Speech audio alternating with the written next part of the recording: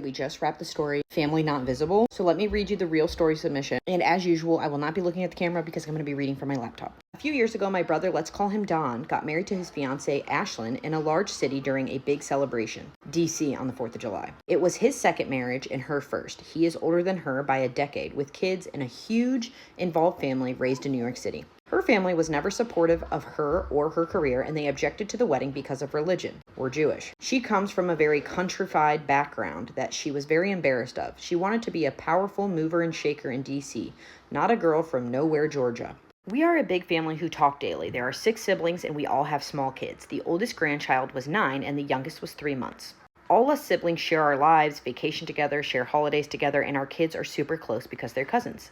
Ashlyn didn't have any of that. One brother, no cousins, so she was confused and a little threatened that our family was so happy and so close.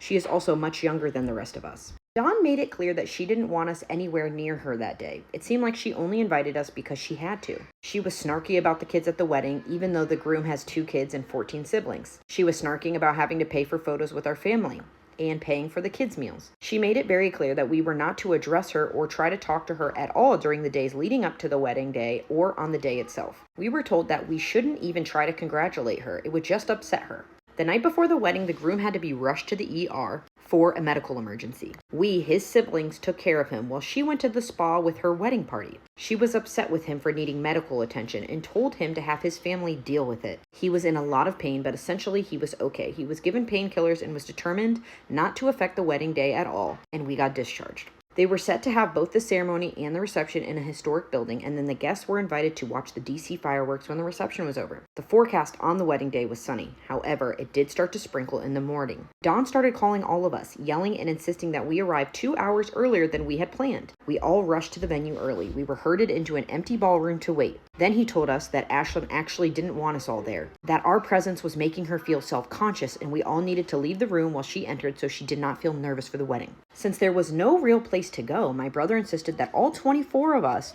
whom he had insisted arrive early, get into the garbage room of the venue with the compactor and the recycling boxes so she wouldn't have to suffer in our presence as she walked into the room for pictures. His 85-year-old grandmother slipped and nearly wiped out on the slimy floor.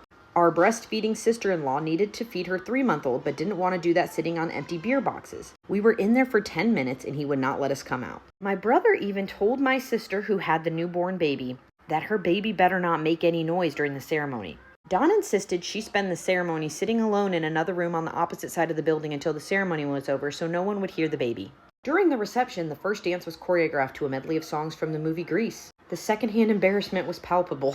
It ended up pouring rain in the evening and nobody could see the fireworks anyways. After the wedding, she called to scream at me that the disposable cameras for the reception tables had all been used up by my kids, and that I owed her $600 for photo developing that I had to pay because our kids took all the pictures. When I pointed out that the cameras were there for the guests and the kids were also guests, she didn't speak to me for 2 whole years. Needless to say, we never really warmed up to her and still haven't. I still have lunch with my brother's ex-wife though. That was it. That was the story. Now, I did change quite a few things, and I know a lot of you were rooting for them not to get married, but they did get married, so that's why the story ended that way. I hope you enjoyed it.